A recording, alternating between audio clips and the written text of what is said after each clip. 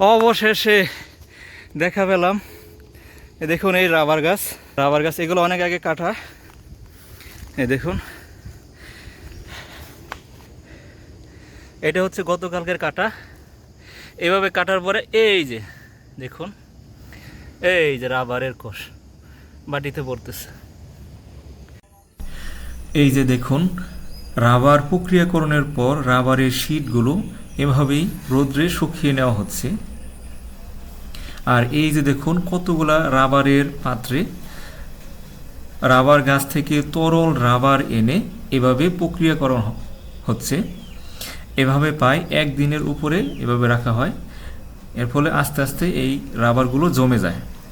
আমি একটু হাত দিয়ে দেখি, এগুলো সফট, এগুলো আজকেই আনা হয়েছে। আর এই যে দেখুন, এগুলো গতকাল আনা হয়েছিল। এগুলা আজকে বের করে পা দিয়ে পাড়িয়ে পাড়িয়ে পানি কিছুটা বের করে এরপরে এই মেশিনে দিয়ে চেপে চেপে এভাবে পানি বের করা হচ্ছে। এরপর এইগুলা রোদ্রে শুকানো হবে। আসসালামু আলাইকুম এভরিওয়ান, চলে আসলাম চট্টগ্রামের সীতাকুণ্ডে অবস্থিত ঐতিহ্যবাহী এই রাবার বাগানে।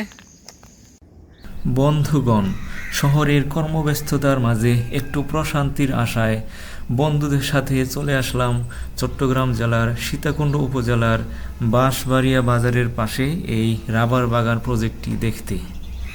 আপনারা যদি আসতে চান এই রাবার বাগান প্রজেক্টটি দেখতে, তাহলে আপনারা চট্টগ্রাম শহরের অলংকার মোড় হতে সীতাকুণ্ডগামী যে কোনো লোকাল বাস অথবা সিএনজি করে সীতাকুণ্ড বাজারে যাওয়ার 4 থেকে 5 কিলোমিটার পূর্বেই এই বাঁশবাড়িয়া বাজারটি অবস্থিত। এখান থেকে 2 কিলোমিটার পূর্ব দিকে হাঁটলেই এই রাবার বাগানের প্রজেক্টটি দেখতে পাবেন। প্রজেক্টে যাওয়ার শুরুতেই দেখতে পেলাম রাবার প্রক্রিয়াকরণের পর রাবার শিটগুলো এভাবেই রোদ্রে শুকানো হচ্ছে। আর এই যে দেখুন, এই ঘরটি রাবার বাগানে কাজ করা শ্রমিকরা এই ঘরটিতে থাকে। আর এই যে দেখুন, রাবারের পাত্রগুলোতে রাবার বাগান থেকে রাবারের কষ এইখানে এনে এভাবে রাখা হচ্ছে। তো রাবারের পাত্রগুলোতে এই রাবারের কষগুলো প্রায় একদিনের উপরে এভাবে রাখা হয় জমানোর জন্য। একদিনের উপরে রাখলে এই রাবারের কষগুলো জমাট বেঁধে যায়। আর এই রাবারের এই কষগুলো এগুলো আজকে আনা হয়েছে। আমি যদি একটু হাত দিই, দেখুন এগুলা এখনো সফট।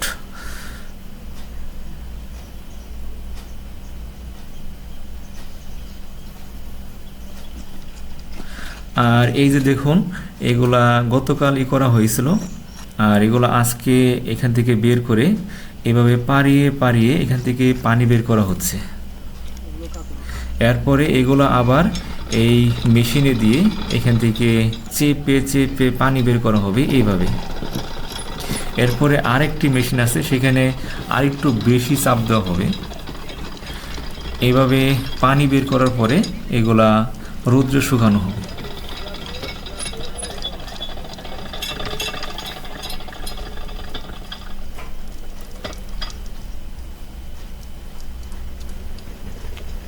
এই যে দেখুন, এই রাবারের শিটগুলো এভাবে এখানে রৌদ্রে শুকানো হচ্ছে।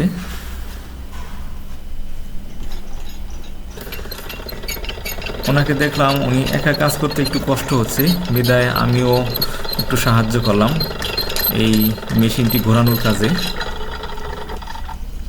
এরপরে এই সবগুলো থেকে পানি বের করার পরে উনি এগুলো নিয়ে যাচ্ছে শুকাতে দেওয়ার জন্য।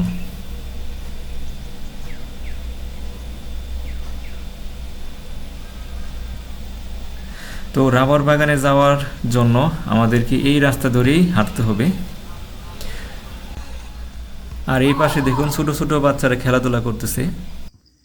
এই রাস্তাটি চলে গেছে রাবার বাগানের দিকে। আর দেখুন এই নিচ দিয়ে কত সুন্দর ঝিরি বয়ে গেছে। রাবার বাগানে যাওয়ার সময় রাস্তার দুই পাশে এরকম সুন্দর ফসলি ক্ষেত দেখা যাচ্ছে এবং পাশে দেখা যাচ্ছে সুন্দর আখ ক্ষেত।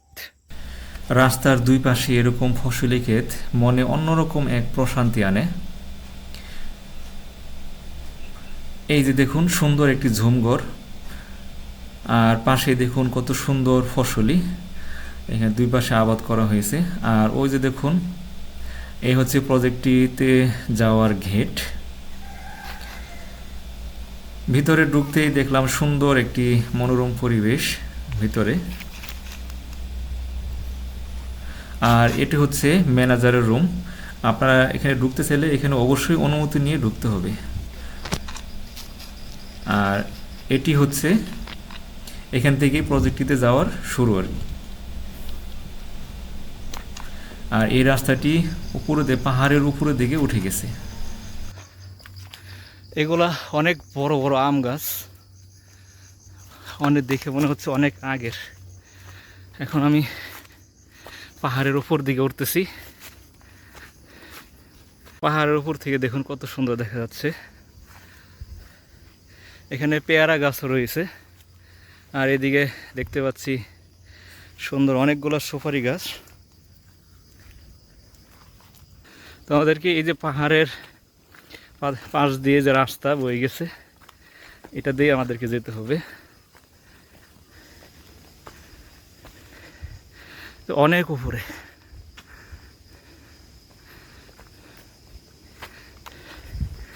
এভাবে রাস্তায় ইট দিয়ে সোলিং করা আছে। দেখুন আমি উঠতেই আছি পাহাড়ের উপরের দিকে।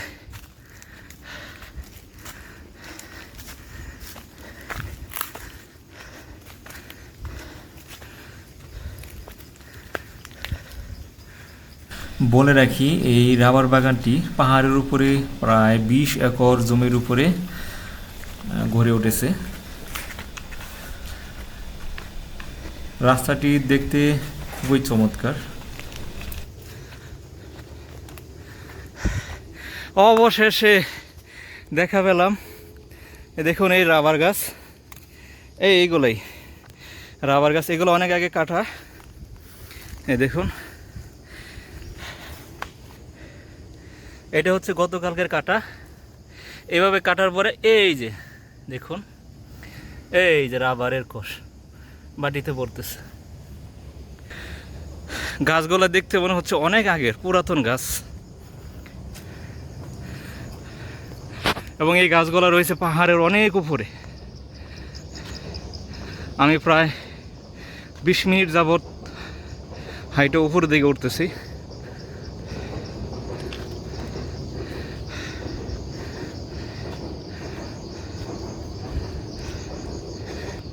পাহাড়ের উপরে দেখুন অনেক পুরাতন একটা বাড়ি দেখে মনে হচ্ছে এখানে কেউ থাকে না।